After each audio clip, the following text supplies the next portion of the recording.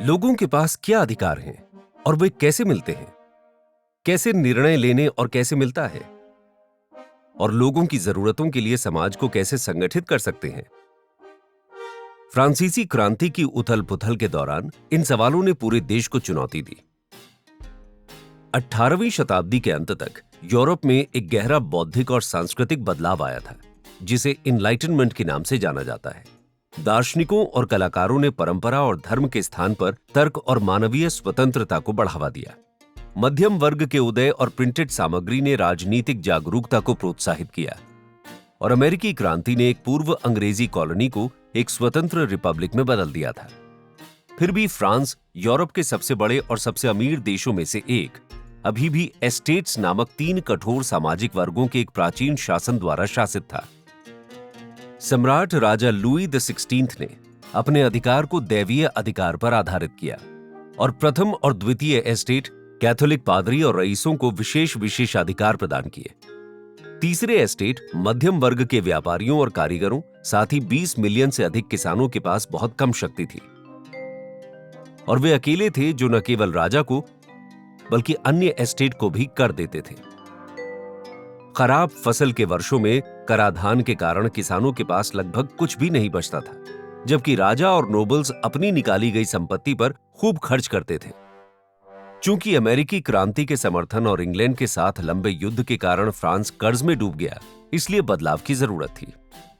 राजा Louis ने वित्त मंत्री जाक नेकर को नियुक्त किया, जिसने कर सुधारों पर जोर दिया और सरकार के वित्त को खुले तौर पर प्रकाशित करके जनता का समर्थन जीता।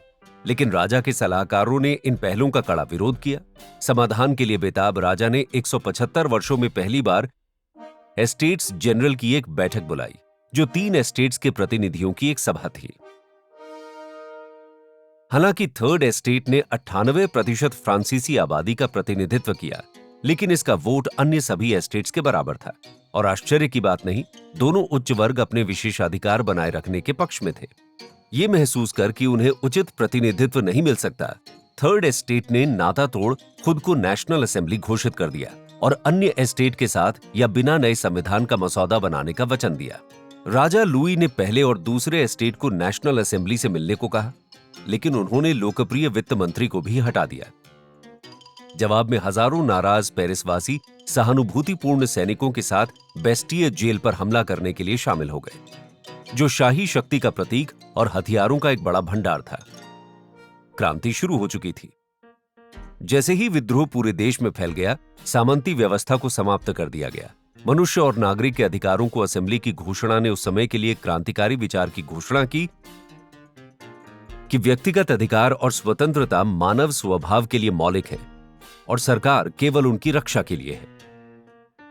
विशेषाधिकार खत्म हो गए। कई रईस विदेश भागकर विदेशी राजाओं से फ्रांस पर आक्रमण कर व्यवस्था बहाल की गुहार लगाई, और जबकि लुई संवैधानिक राज्य के प्रमुख के रूप में बने रहे, उन्हें अपने भविष्य का डर था। 1791 में उन्होंने देश से भागने की कोशिश की, लेकिन पकड़े गए। भागने के प्रयास से राजा के प्रति लोगों का विश्वास टूट गया। शाही परिवार को गिरफ्तार कर लिया गया और राजा पर राजद्रोह का आरोप लगाया गया। एक मुकदमे के बाद एक बार सम्मानित राजा को सार्वजनिक रूप से सिर कलम कर दिया गया था, जो 1000 साल की राजशाही के अंत का संकेत था और पहले फ्रांसीसी रिपब्लिक की 21 सितंबर की घोषणा को अंतिम रूप देता था, जो स्वतंत्रता, समानता, भाईचारे के आदर्श वाक्य द्वारा अधीन था।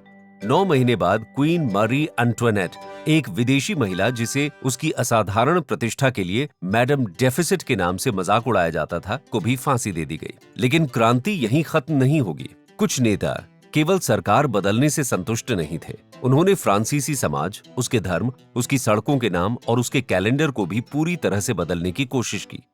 जैसे ही कई गुट बने, मैक्सिमिलियन रॉब्सपियर के नेतृत्व में चरमपंथी जैकोबिन्स ने थोड़ी सी असहमति को दबाने के लिए आतंक का शासन शुरू किया, जिसमें जैकोबिन्स के पतन से पहले 20,000 से अधिक लोगों को मार डाला गया। इस बीच फ्रांस पड़ोसी राजाओं के साथ युद्ध में फंस गया, जो क्रांति फैलने से पहले उसका गला घोटने की कोशिश कर रहे थे। अराजकता के बीच नेपोलियन बोनापार्ट नामक एक जनरल ने चीजें संभाली और क्रांति के लोकतांत्रिक मूल्यों की रक्षा करने का दावा देते हुए सम्राट बन गया। कुल मिलाकर क्रांति में 10 वर्षों के भीतर 3 संविधान और 5 सरकारें देखी गईं। जिसके बाद 1871 में अगले गणतंत्र के गठन से पहले दशकों तक क्रमशः राजशाही और विद्रोह होते रहे। और जबकि हम फ्रांसीसी क्रांति के आदर्शों का जश्न मनाते हैं, हम अभी भी 2 शताब्दियों पहले उठाए गए कई बुनियादी सवालों से जूझ रहे हैं।